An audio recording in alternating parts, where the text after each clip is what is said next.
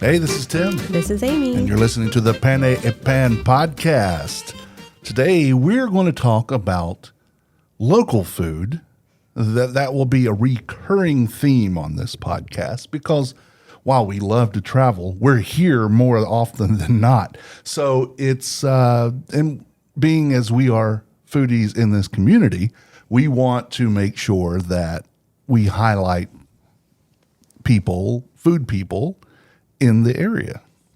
And we'll get to that in a second. But first, what are we imbibing? Well, in honor of the event that we'll talk about briefly, we just went to an event and we discovered a few new wines we liked. So I decided to kind of have Tim and I have a little taste test. Right here we have a Nobles Rives. It's a Syrah from Spain, apparently. And then the Albino Armani Pinot Grigio from Venezia. No, Venezia. I can't read. I guess it's from the Veneto region of Italy. So we're just gonna, it's just the white and red. Okay, so we had a Syrah at the event, and I'm not a big red wine person. I don't think you are either, right? Yeah, I like it whenever I'm having red meat, which we were. Oh yeah, we'll talk about that. Yeah, oh yeah. But for the most part, unless it's a very jammy red, and I'll explain what that is in a Please minute. Please do. Or if it's a sweet red. I love sweet wines. That's my favorite kind of wine overall. And one of these days, we're going to get a Gewürztraminer on this show. Okay. And I'm going to show you what I mean by why it's my favorite. It's not like overly sweet dessert winey, but it is. It's a bit tart. No, and, I'm curious because you've mentioned it a few times now, and I'm like, I really want to try that. I got to find one. I've got several people, friends of mine, who are wine people. Ooh. Including the person who was doing those calling out the wines while we were there. Oh, I didn't know you. Okay. Yeah, so I didn't either, truthfully, until I'm like, hey, wait, we are already friends. So, so I have 3 people, including her, that I can reach out to. I want to get the right one. I don't want something that's going to cost me, 2 months rent to get, but I want something that we can get in here, put it in the fridge and wow Amy with. Thanks. Well, speaking of wines and wowing, have you been to Divine Llama Vineyard? Where is it? It is in north of here. I'm not exactly sure where and when. It's a trek from where I live, 30 minutes. Maybe. Oh, so it's in East Bend. Yeah. Okay. I have not been. It's so fun. That I know of. But I have had their wines because I used to go to a lot of wine festivals. Oh. And especially North Carolina wine festivals. So they always have a good size llama. Booth. Their llama is large. Their llama is large. What's funny is their hair. Their haircuts are also. I loved it. Yeah. That was best vineyard ever, just in my opinion. So which are we trying first? Let's do the Syrah. Okay. So this is the red. Oh, y'all. You taught me what I have to do. Okay. You smell it first. Smells lovely. Yeah, and then you swirl it a little bit. I mean, lovely's a strong word, but. And then you. Oh, it is different. You're right. Yeah, it opens it up. So you sniff it, and then you swirl it, and then you sniff it again, and then you taste it. That's not terrible. That's the proper way.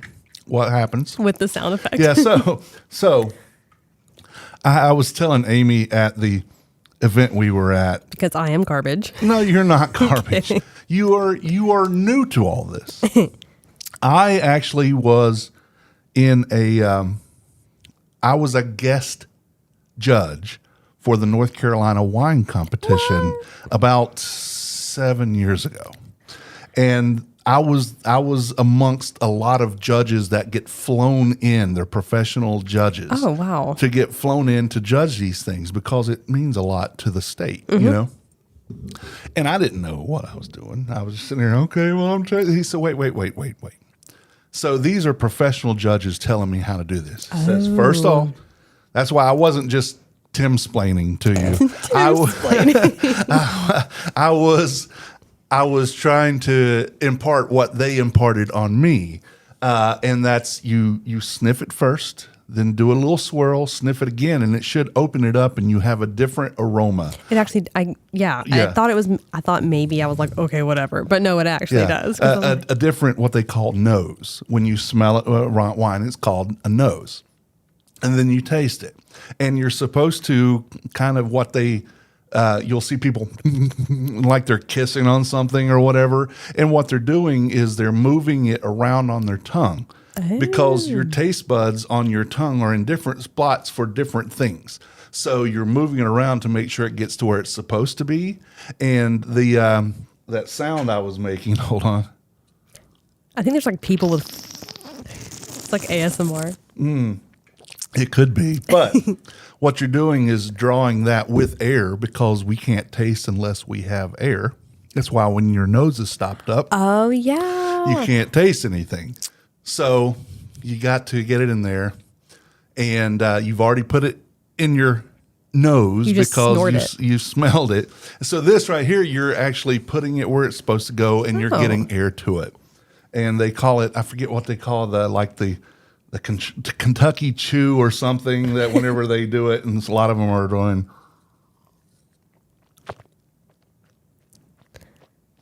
Okay. Because you're getting it to where it's supposed to go. And it turns out that you're getting a truer taste of what the things are.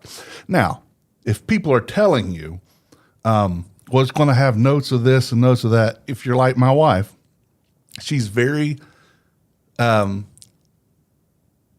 the word I'm looking for? Susceptible to what they say. So she's, oh yeah, I definitely taste that. But I find myself going, well, I don't taste that, but there's this.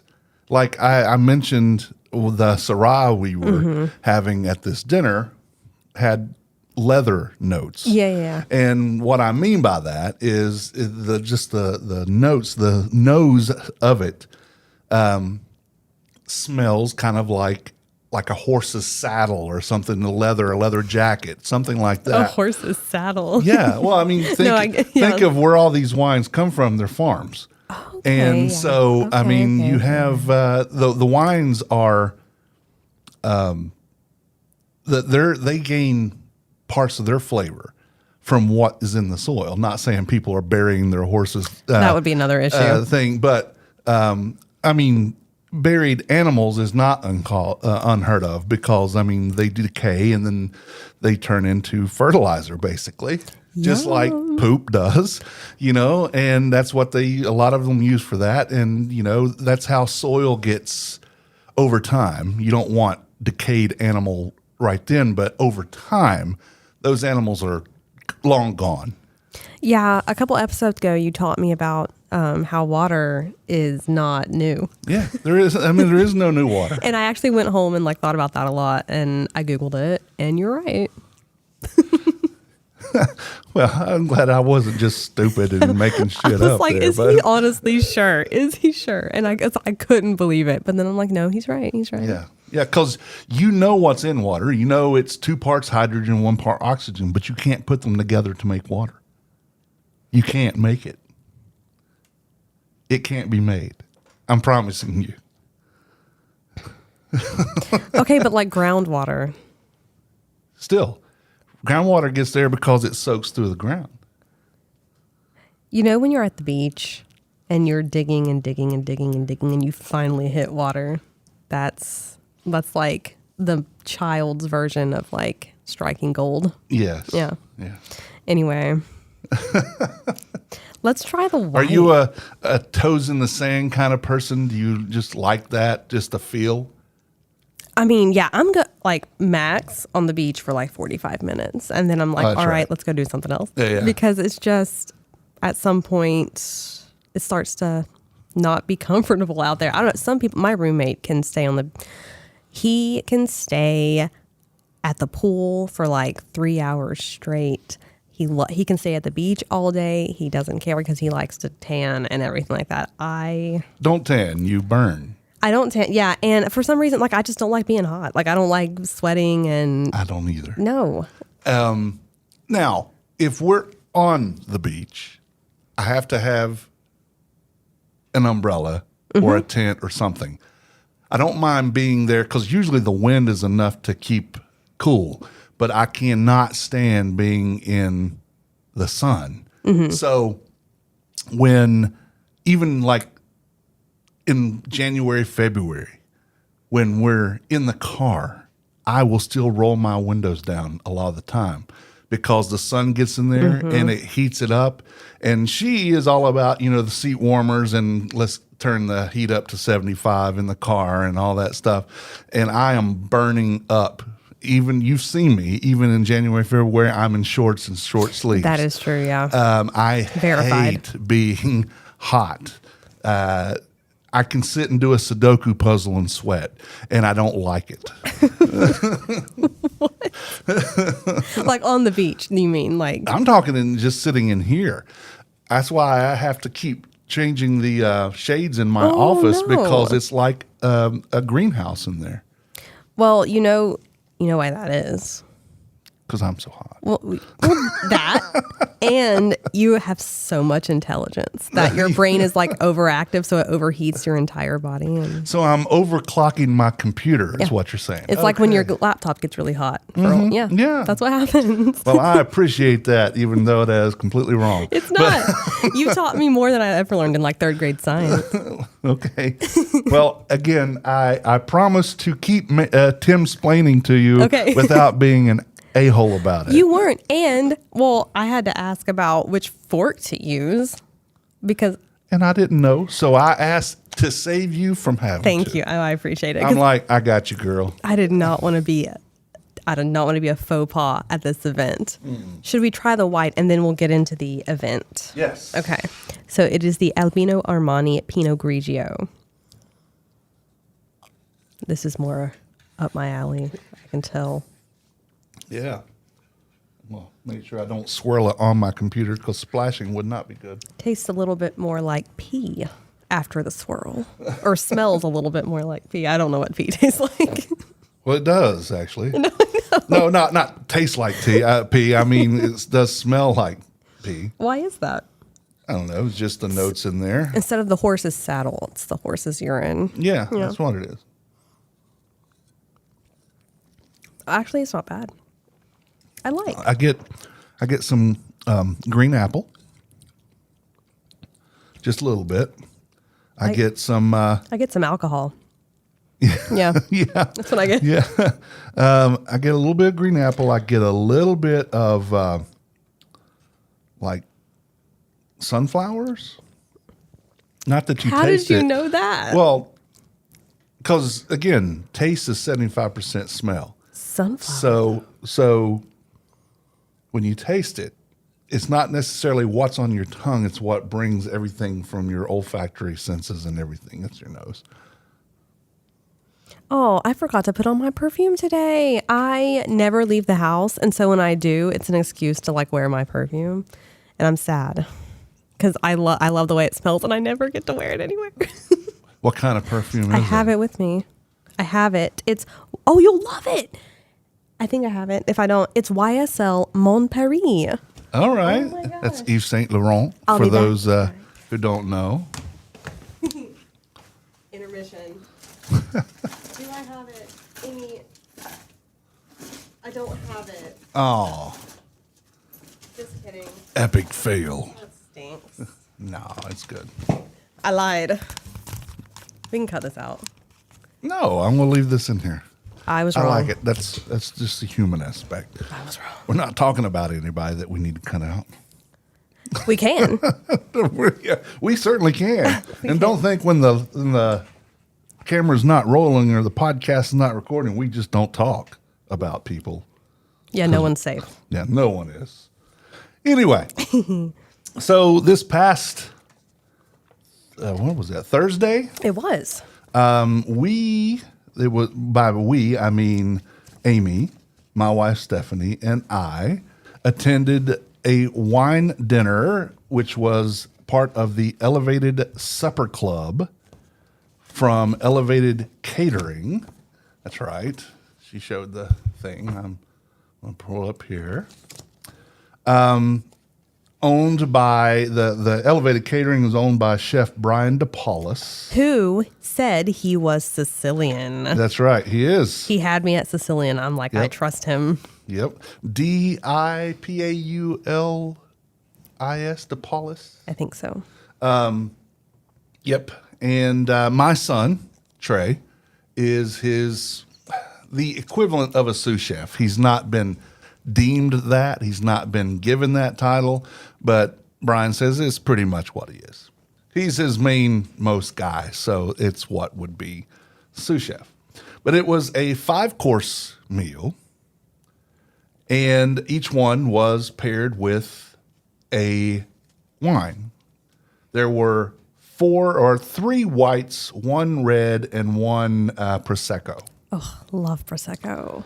And so we'll start with the first course, which was the burrata salad, which was an arugula spinach mix, roasted fennel, English cucumbers, or cucumbas, roasted sweet potatoes, marinated Vidalia onions, tangerine gastrique, cured egg yolk snow, and it was finished with a thyme sea salt.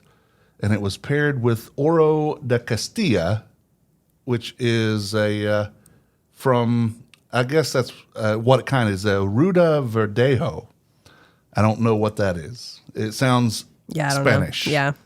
So, but it was a white.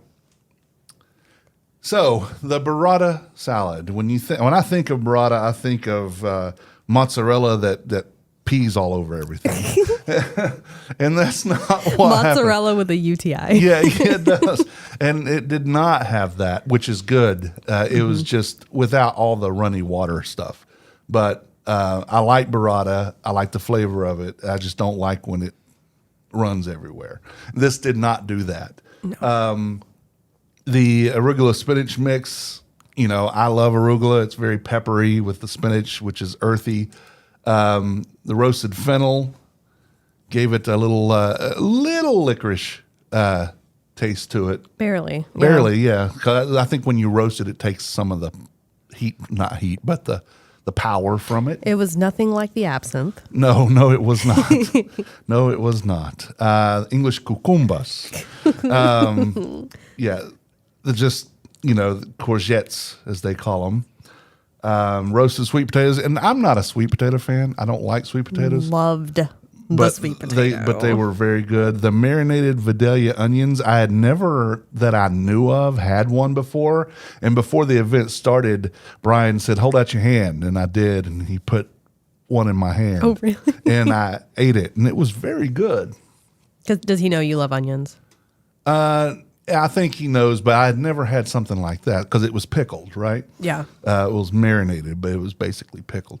And then the tangerine gastrique, which was really cool. But I think the star of this show was the cured egg yolk snow. So Brian took the egg yolks, cured them in salt, covered them in salt, cured them for, I think he said 6 days. Wow. And then he took them out, run them through a broiler or whatever just for a little bit to harden them up. And then he takes it and runs it over a garlic grater, and it creates that snow effect, just like if you do nutmeg or anything like that. It creates this snow. And there will be pictures of this. I have pictures. I just need to post them. It'll probably be on the Man Who Ate the Town website, but I can connect them to us. Well, and I think there's photos on Elevated's Instagram page as well. I'm not sure. I mean, I guess it's just Elevated Catering. Yeah, elevatedcatering.com. But this was part of the Elevated Supper Club. We should probably, Yeah, this was their first one. Oh, okay. Yeah, so it was something that Brian said he's been dreaming of for 11 years. and finally got to have it. And we were there to experience it with him. 11 years. It went so smoothly that you would have thought it happened a lot, you know? Oh, yeah. I mean, it went well. Yep. And the white wine that went with it, when I like to take a bite, then take a sip, take a bite, take a sip, take the bite first, see what the food's supposed to taste like. And then, or you can actually sip the wine while you're waiting on it to come because they bring it to you early. Then taste them separately and then taste them together to see what happens, what brings what out of the flavors. And a lot of times, like things with microgreens on it, and we'll talk about that in a minute. To me, a good crisp white wine will make those pop even more in your mouth. You did say, I do remember you said, because we were like, what's a macro green? Yes. I remember that. Yes, a macro green.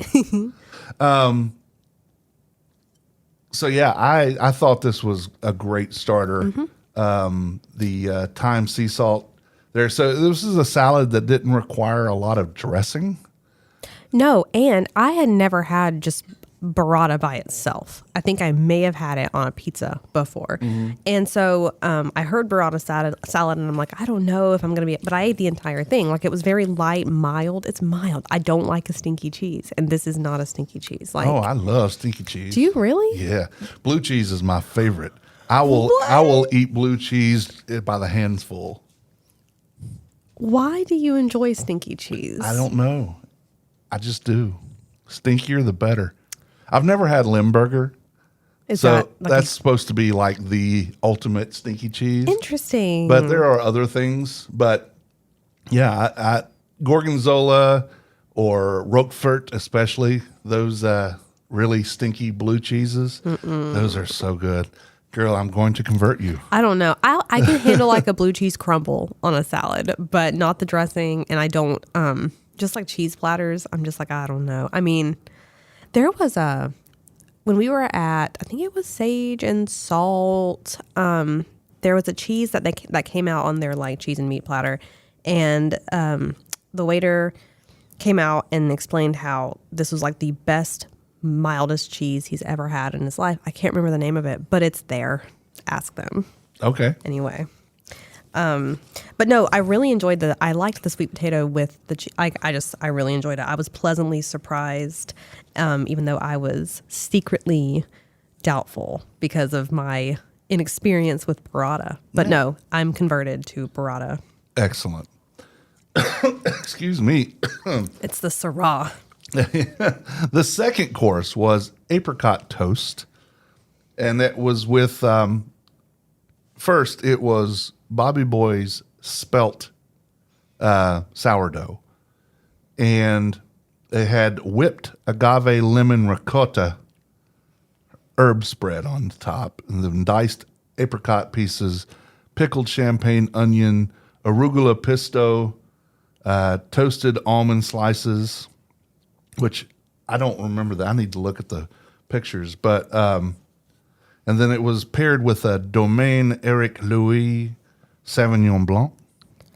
Lovely. Yeah. I loved the toast. And you picked it, he specified you pick it up, you don't cut it. Right. It was so good. Yep. My only complaint, and I was talking to my son afterwards because my son did these. Oh.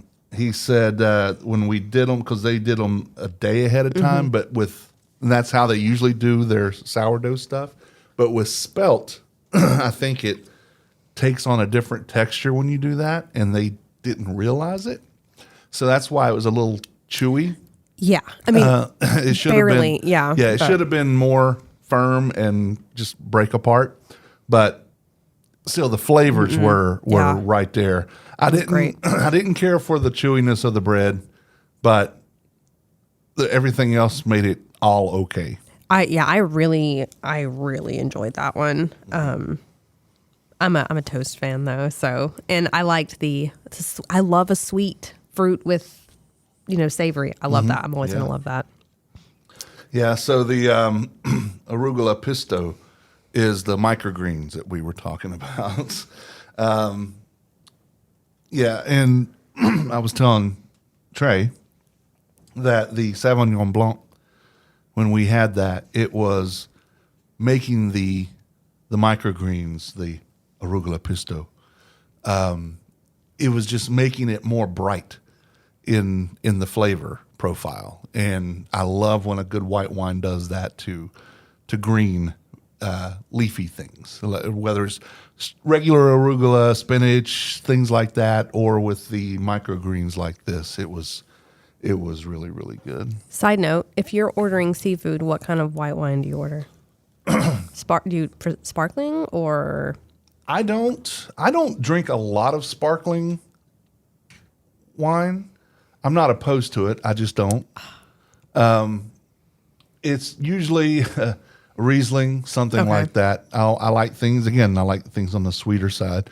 Rieslings have a tendency to be a little sweeter. Yeah. Or if it's available, Gewürztraminer. But how often do you find that around here? Gewürztraminer? Yeah. At restaurants that have an eclectic wine list, they will have it. Can you think of one off the top of your head that's around here that I could find one? Probably 600 degrees. And probably Okay. I would say sage and salt. Is it salt and sage? Sage and salt. Salt and sage. Sage and salt, I think. Okay. Whichever one, the S and S. If I didn't think about it, I would know. Yeah. Yeah. And I know you could find it at like Springhouse or places like that. Interesting. I still haven't been to 600 degrees. And now it's under new ownership. Didn't know that. Yeah. So it was Travis Myers and Ryan Oberly. I think Ryan's still part of it, but Chef Jeff Bacon from Providence and the executive chef bought it. Okay. So, yeah. I've not been there since they did that, but I'm friends with Chef Bacon. So, and it's cool that his name is Bacon. Yeah. I was like, did his parents plan that? And third course was the Leek Yukon Gold Parsnip Bisque. Garnished with chopped dill, chopped parsley, olive oil, cracked black pepper, yogurt, candied spiced papitas, and it was paired with an Ilatium Morini Suave. I don't know. It was from the Veneto region of Italy, and I was like, "You got me." Yeah. So, and it was actually, had I not even known that, I think it would have been my favorite tasting white. But I liked, it was a very spicy soup. I liked it. It had like a kick to it. It was very smooth. And the portion was good, I think, for like a midway through type of thing. It was a good palate cleanser. Yeah, that's exactly it. So the chopped greens on top gave it a little earthiness because it was leek. So you're going to get that. And the Yukon Gold and parsnips too. All those are very earthy items, and then you have the chopped greens that make it a little bit brighter. The candied spiced papitas were what I was tasting. I'm like, something here is kind of like barbecue flavoring. Yeah, you did say that. Yeah. And he said that's what the candied spiced papitas were. I asked him about it afterwards. It was, I think the only knock that I heard on this was it could have been warmer. Which probably was because I think people were a little slower to arrive. So it was just a delay thing. But otherwise, I mean, again, and it was still warm. It was just, it was not cold. No. And I think it would have been okay cold. Honestly, yeah. Doesn't Russia? Yeah. Borscht? Borscht and gazpacho. Oh, yeah, I've never had that. Yeah, I've never had that. So you have, and there's a couple of others that are cold. Melon soups. Have you ever had a melon soup? No, but what is split pea cold? I don't know. I've never had split pea. Is borscht cold? And is borscht the word? Borscht is a word. I don't know. Shout out. Let us know if you know whether borscht is served warm or cold. Yes, and on this show, we may say things that we don't know from Adam, and that's okay. We are here for entertainment purposes first and foremost, and if we say something stupid, then absolutely make sure that you let us know. I would actually like to correct myself. on something I listened back to on our Italy episode, and I don't even know. I didn't look, but I just willy-nilly said that the Circumvesuviana train from Naples to Sorrento was the only train servicing that area. I don't know if that's a fact, but I do know if that's not the only one, there are very few trains servicing. So disclaimer, I don't always know what I'm talking about. That's what, yeah. We neither one do, and that's okay. Again, we're here mainly for entertainment. If we teach you something, take it with a grain of salt. Yeah. Absolutely. So I'm looking at borscht. It is an Eastern European, Northern Asian soup, and it originated in Ukraine. Oh. So it's still Russian in a way. It is main ingredients are beet sour or beetroots. Gross. Sorry. Yeah, I don't like beets myself, but tomatoes, vinegar, cabbage, and or potatoes, meat or sallow are allowed in there. And serving temperature, hot or cold. Oh, okay. Okay. So you were not off. No. You were right there. But hard pass on that for now. I'm not a fan of beet broth. Me either. Me either. The big course. Yeah. Soga, I don't know. What did he explain what soga was? I don't. We were a few glasses of wine in it. Oh, that's true. Yeah. So soga glazed short ribs topped with toasted barbecue peanut dust, chives, miso, glazed Brussels sprouts, and farro. Oh, so good. Now, I know that my son had his hands all over this. He did the farro, he did the Brussels sprouts, and I think he did the peanut dust. And he told me, he says, I made sure you got the biggest piece. Oh.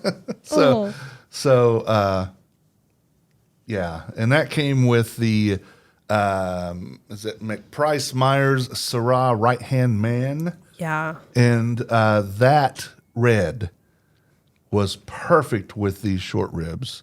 And I think these short ribs were damn near perfect. It was just the glaze and everything. Like, it was so tasty. Like, I really, really, really, really enjoyed that. And I had never had farro before. So I like quinoa and stuff like that too. So I love a good grain. Yep. Farro. It is a grain, right? It is. Okay. Yes. You can get farro. Where around here was that? Oh, it's not doing that now, but for a while, Clementine's in Sir Winston was doing a couple of dishes with farro, and I had never heard of it, and I loved it, and now we keep farro at home. Let my people go. Yeah. So we now have it when we need it, and I like to cook with it. But the Brussels sprout, I'm not a big Brussels sprouts fan, but I do eat them. Oh, I love them. And those were done really well. Again, Trey had his hands on those. So that was my favorite, of course, because, I like meat. So I'm a carnivore first and foremost. Everything else comes afterwards. No, it was amazing. I've thought about those short ribs like every day. Yeah. Since. I'm not kidding. I wonder if we can get the recipe for those. Maybe. Or we'll just have to go to another supper club. Maybe he'll make it again. Yes. But this was the one with the notes of leather and then the charcuterie notes as well. Yeah. And I'm like, what? Like, how did they put? But then you explained it meant like the smoked meats. The smoked meats, I'm like, okay, that makes more sense. So, and then, I was very full by this time, and I wish I had more room in my stomach. I would have finished this whole piece, but I couldn't. I was so full. But the fifth course and the final course was the lemon sour cream pound cake, and he mentioned at that time that he was Sicilian. And you know how on like cannolis they have like the candied dried fruit on top? Yeah. He incorporated the diced orange candy pieces on top of that. It was with lemon simple syrup and 3 citrus mascarpone frosting. Or mascarpone, is that? Either way. In Italy, I think it's mascarpone. And he called it mascarpone. Okay, that's probably. But that's, in Italy, they do call it mascarpone. in my head, I'm always there. So Yeah, absolutely. And it was paired with a bread and butter prosecco, which I thoroughly enjoyed. Yes. You can never go wrong with lemon pound cake. No, ever. no. And this was, I think he said it was his grandmother's recipe. It was, or at least inspired by his grandmother, because she always made stuff like that. And Nona. Nona, exactly. Lemon simple syrup drizzled over top, the 3 citrus. He said it was lemon, lime, and orange were the 3 citrus fruits in the mascarpone. And yeah, those, it was basically candied orange peel. Yeah. The rind. And, a lot of people, if you eat the rind by itself, it's not very good usually. But when you dice it up and you run it through sugar for a couple of days and then heat that up and get that syrup part, oh, yeah. Yeah, I wish I could eat more of that, but I was stuffed. It was a fantastic thing. And we have to say that, STEM did a great job of making sure that the place looked like a supper club. I mean, it's a wine bar, it's a drink bar, but it's upper class, but not uppity. Yeah, no, it was perfect. And there was a good turnout too, honestly. There was a lot of people in there, and it went smoothly and quickly. And I think they said 22 people, and 25 was sold out. So they were only 3 from being sold out. So it was a good night. And Kim and John Kane, who own STEM, they also own Second and Green. They did a fantastic job, and we will probably be doing some stuff with STEM in the future. Yes. Yeah. We were talking with them, and both parties got excited about some potential collaborations that we will do. So that was really good. Yeah, I'm really excited. We need to start just taking the podcast out. Yeah. On a little date around town. That's right. And you're the man who ate the town, but the podcast who ate the town. That's right. That's what my hope is for what Tim and Amy do. I mean, Pan is going to keep going in his thing, but there's going to be more food things around here that we've discussed, and probably some things we haven't. We'll figure those out as we go along. Maybe even a ropes course. Just kidding. I've never done that. Me neither. That's why we need to have a Tim and Amy do a ropes course. With somebody else videotaping it? Yeah. Yeah, Tim's going to fall. But It would be really fun, though. so if you are interested more in the Elevated Supper Club, because like I said, this is his first one, but he wants to do it. He wants to do it monthly. I don't know if he's going to be able to do it monthly to start off with, but I believe they will eventually get there. I believe it's elevatedcatering.com. www.elevatedcateringcompany.com on the back of this. That's the only reason I said that. And then absolutely. The phone number is 919-500-2547. That is 919-500-2547. Very good. Thank you. You did that good. I know you like to read the but in STEM, she said it was 626 STEM NC. Is that what she said? We gotta do this right. Yeah. STEM. Not the STEM Center. That's No, not the no. NC STEM Center. No, it's 626stem.com because it's at 626 West 4th Street. And then on Facebook, it is facebook.com/STEM Bev Supply. Yep. And probably on Instagram, you just probably can just easily find it. It's STEM_beverage_and_supply. It's just so it's STEM beverage and supply, just underscores for spaces. Fair enough. There you go. So, what did you think of these wines?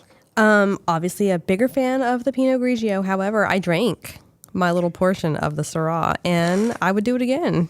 Yeah, and we might. What did you think? I liked the Pinot Grigio, and I was not disappointed in the Syrah, but it's not my thing. Right. But I too would do it again because, as I've said, when people say, "What's your favorite kind of alcohol?" my answer is alcohol. And that's all. That's pretty much the only notes I can taste in wine. So that is where we're at with that. Anything else you have for this? No. Well, Pan A Pan is part of the Less Desirables podcast network, where you can listen to our podcast as well as the Less Desirables, Fan Interference, The Man Who Ate the Town, Beeswax Vinyl Daily, Wheeler's Dog, The Asylum Podcast, I Remember Now, The Queen's Right Podcast, and Health Geeks Book Club. Excuse me. You can listen to our podcasts on our website or any podcatcher of your choice, like Apple, Spotify, or whatever. Basically, anywhere you find podcasts. And, of course, on the Less Desirables network page, tldpodnetwork.com. Find out all you need to know about the TLD network shows right there, tldpodnetwork.com. The video is on YouTube. Every Monday is a new episode. That's the day that the podcast release on the podcatchers as well. If you have something to say to us, you can email Tim or Amy at peppodcast.com. Look us up on our social channels, or if you want to be really cool, and I mean really cool, call and leave a voicemail at 336-422-6862. We will play your voicemail on the air. Unless it's vulgar. And then we'll play it twice. That's funny. So, my name's Tim. I'm Amy. And until next time. Ciao.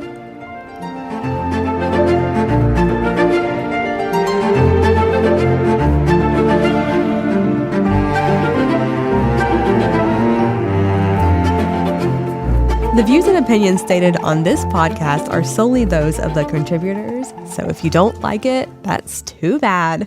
This podcast is copyrighted and cannot be used without the express written consent of such and such media. We done told you.